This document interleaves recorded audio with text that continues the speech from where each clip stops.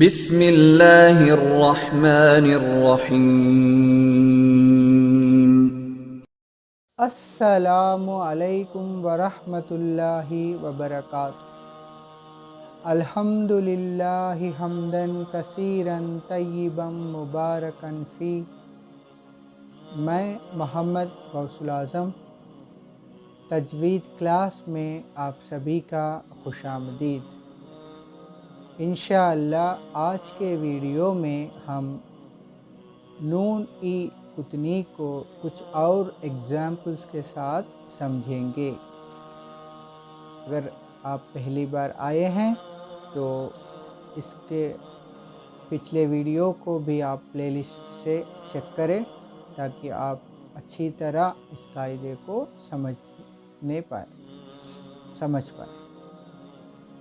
پہلے ہم ایک بار قاعدے کو ریپیٹ کرتے ہیں، پھر ایگزامپلس کی طرف بڑھیں گے۔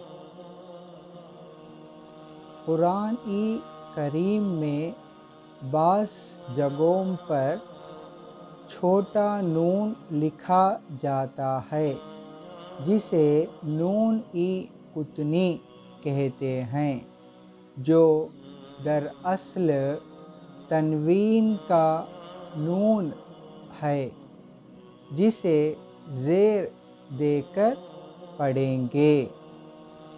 اب اس قاعدے کو ہم ایگزامپل کے ساتھ ایگزامپل میں اپلائی کرتے ہوئے سمجھیں گے۔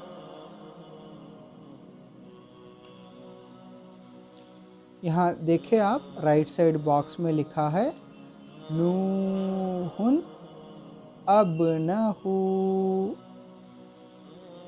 جہاں بھی قرآن میں جزم والے لیٹر سے پہلے اور تشدید والے لیٹر سے پہلے دو زبر، دو زیر اور دو پیش کی تنوین آتی ہے، وہاں نون قطنی کا قاعدہ اپلائی ہوتا ہے۔ اس کو اچھی طرح دھیان میں رکھیں، یعنی جزم والا لیٹر اور تشدید والے لیٹر سے پہلے تنوین والا لیٹر آتا ہے تو وہاں نون قطنی کا قاعدہ اپلائی ہوتا ہے۔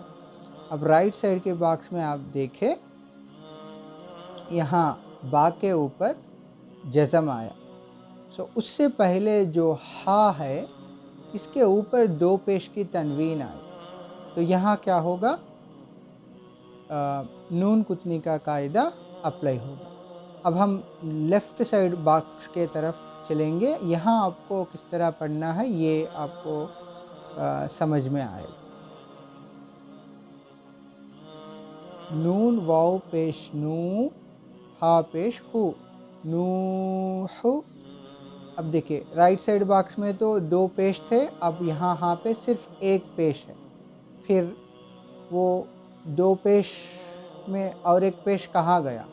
تو قاعدے میں آیا ہے یہ نون جو لکھا ہوتا ہے چھوٹا نون، وہ دراصل تنوین کا نون ہوتا ہے، تو یہاں ایک پیش ہے تو اس کا مطلب ہے جو تنوین میں اور ایک پیش ہوتا ہے اسی کی شکل ہے یہ چھوٹا نون۔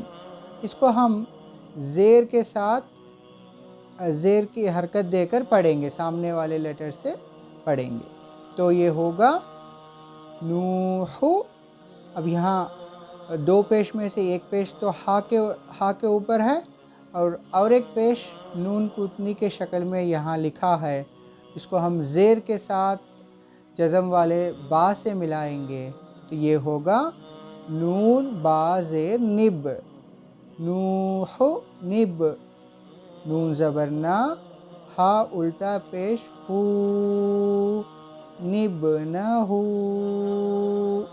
اگر پورا ملا کر پڑھیں گے نوح نب نہ ہو، اس طریقے سے۔ تو یہ جو نون قطنی ہے، یہ جو رائٹ سائڈ باکس میں ہا کے اوپر دو پیش کی تنوین ہے نا، اس تنوین کی شکل ہی یہ نون قطنی ہے۔ تو جب ہم پڑھتے ہیں تو ہا کے اوپر ایک پیش رکھ کر جو دوسرا پیش ہے اس کو नून कुतनी शक्ल में ज़ेर देकर सामने वाले जज़म वाले बा से मिलाएंगे। इंशाअल्लाह अब हम नेक्स्ट एग्ज़ाम्पल की तरफ बढ़ेंगे। इस एग्ज़ाम्पल में देखें, क़दीरुन यानी रा के ऊपर दो पेश की तनवीन आई। फिर नेक्स्ट है अल्लज़ी, तो लाम मुशद्दद है। तो कायदा क्या है, जहाँ भी कुरान में जज़म वाला लेटर से पहले और तशदीद वाला मुशद्दद लेटर से पहले तनवीन आती है, वहाँ नून कुतनी का कायदा अप्लाई होता है। तो यहाँ लाम मुशद्दद से पहले जो लेटर है रा, इसके ऊपर दो पेश की तनवीन है, तो यहाँ लिखा तो यही है क़दीरुन अल्लज़ी, मगर इसको पढ़ेंगे किस तरह। अब आप लेफ़्ट साइड के तरफ बॉक्स के तरफ चले। क़ाफ ज़बर क़ा, दाल या ज़ेर दी, क़दी, रा पेश रू।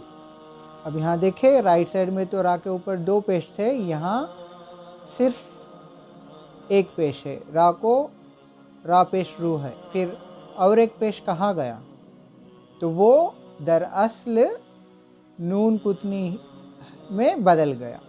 तो इसलिए हम इस नून कुतनी या जो छोटा नून लिखा है, इसको ज़ेर की हरकत देकर तशदीद वाले लाम से मिलाकर पढ़ेंगे।